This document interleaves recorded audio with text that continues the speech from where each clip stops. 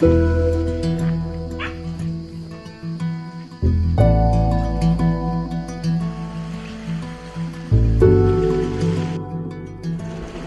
many island communities all over the Philippines, the residents of Lubang and Looc in Lubang Island, Occidental Mindoro Province, have grown used to a way of life that is largely influenced by the sea. Their movements hinge on the sea's moods. They are fed by the bounty of the sea, on which they largely depend. By virtue of their relative isolation, their fisheries have to be able to sustain their needs. Basta po pag ganitong panahon, buwan ng mga Mayo, June, yan, tag-ulan na po dito. Hanggang September na. So, mahirap na ang dito, ang mangisda. Pag walang pangisda, hindi sa pag pananaksay naman po, o lambat. Eh dito naman, basta po'y masipag ka daang mabubuhay ka. Oo, manihi sa dagat. Magtanim ka ng mga pagkain, bungang kahoy.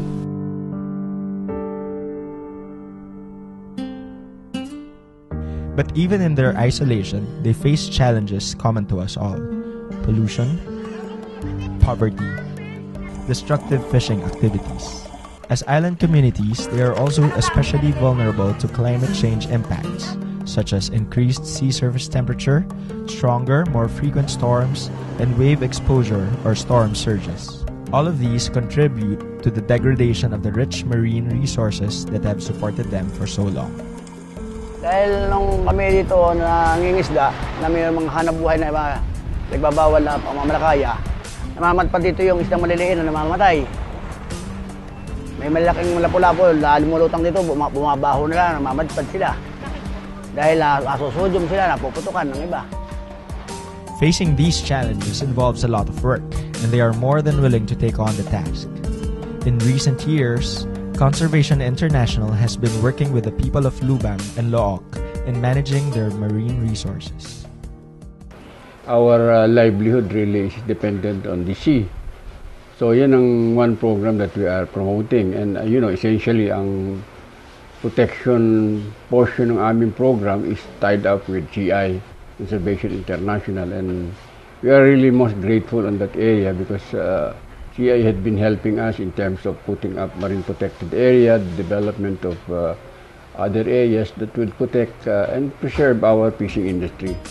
Lubang Island is part of the Verde Island Passage, composed of a stretch of waters surrounded by the provinces of Batangas, Occidental and Oriental Mindoro, Romblon, and Marinduque. As part of the Coral Triangle, the area is home to the world's richest marine biodiversity, with Verde Island Passage itself touted to be the center of such richness. Studies done by Conservation International and its partners have shown that Lubang Island is one of the areas with the greatest marine conservation potential in the Verde Island Passage. The reefs and shallows of Lubang and Looc showed very high concentrations of fish larvae and eggs, which means that protecting these areas is important in maintaining biodiversity and sustaining the fisheries resources of the entire Verde Passage. Aside from the extensive coral reefs and the high densities of fish larvae and eggs, the Looc-Lubang area boasts of at least 3 sea turtle species, 7 species of whales and dolphins, 8 seagrass species, and a rich variety of commercially important fish species. A memorandum of understanding signed in 2008 among CI and the Lubang and Looc municipalities paved the way for a fruitful partnership for marine conservation. This kicked off the extensive process that led to the establishment of a system of marine protected areas or MPAs in the island. Bago nabuo yung marine protected areas, napakahaba sigurong panahon natin ginugol dyan. Nagkaroon muna tayo ng meeting sa mga fisher folk, mga kapitan, mga leader sa barangay. Tinanong, tuloy-tuloy na konsultasyon, tapos nag-survey, at tapos nagkaroon ng mga iba pang mga meeting. Nagkaroon ng joint ordinance, sinurvey yung mga area kung alin ba ang lalagyan ng MPA, kinonsulta natin sa mga tao, pumapayag ba sila dun sa ganung MPA, magkaroon ng marine protected area, and then nagkaroon ng series of meeting with the Lubang para mabuo yung ordinansa hanggang sa finally nabuo yung batas. Habitat surveys and perception mapping workshops yielded information on the island's marine and coastal resources, their uses, and the threats they are facing. Ang mga lugar na yan ay pinili sa pamamagitan ng pagsusurvey sa tulong din ng Conservation International. Nagawa sila ng actual na pagsusurvey doon sa mga area.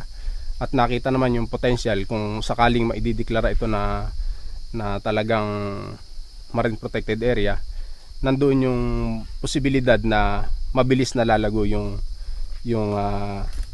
mga marine resources doon sa lugar. This process involved social and biological studies that emphasized the importance of local stakeholder involvement, as well as ensured that decisions are guided by scientific information. Consultations with fishers facilitated discussions and agreements on possible MPA locations and resource use conflicts, as well as provided a greater understanding of MPAs. Pinapaliwanag nila kung paano yun.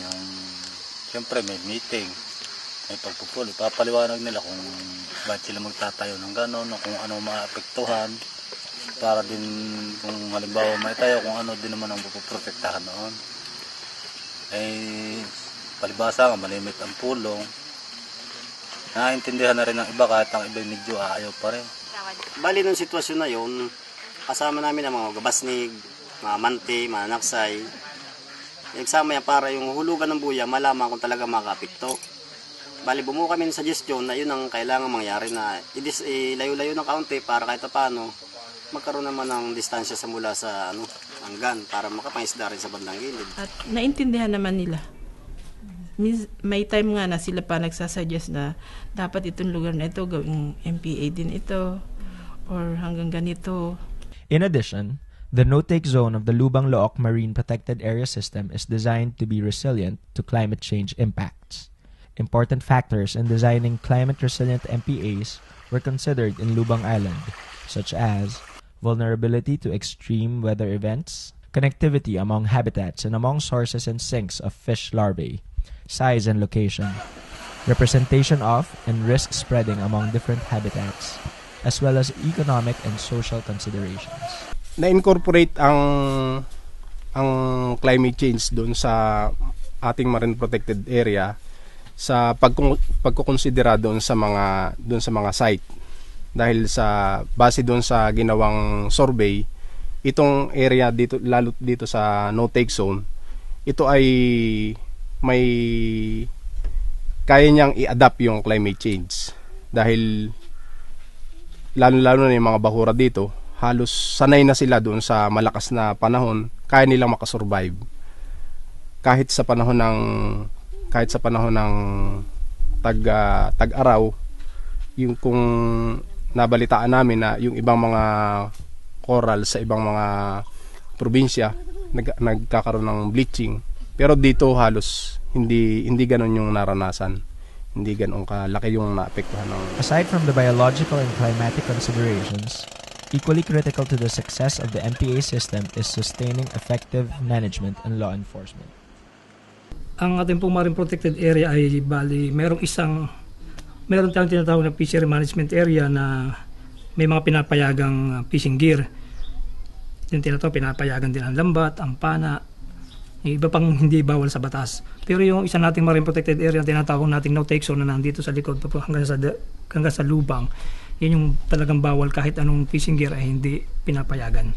Lately, we have very few violations happening in Lubang. Well, I'm really very happy na mga taga-Lubang has learned already and understood the concept of environmental protection and preservation, especially our forests and our coastal resources, because actually they have benefited out of it. Kaya mas malakas ngayon ang drive nila to enforce it because the ordinance that established the MPA system in Lubang Island is the first ever joint ordinance of Lubang and Looc municipalities in recognition of the need for cohesive resource management of the island ecosystem. The Lubang and Looc MPA system consists of 11 fishery management areas covering 13,335 hectares and a no-take zone covering 1,150 hectares.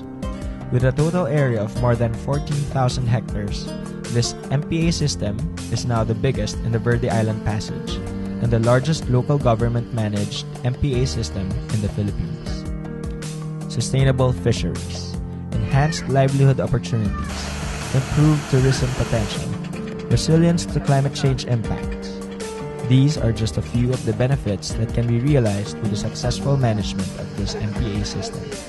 With active community support, able leadership, and committed partners, these benefits will not be far off. Current challenges will not be insurmountable, and the island communities of Lubang and Look can look forward to a future that they will be proud to have been able to bequeath to future generations.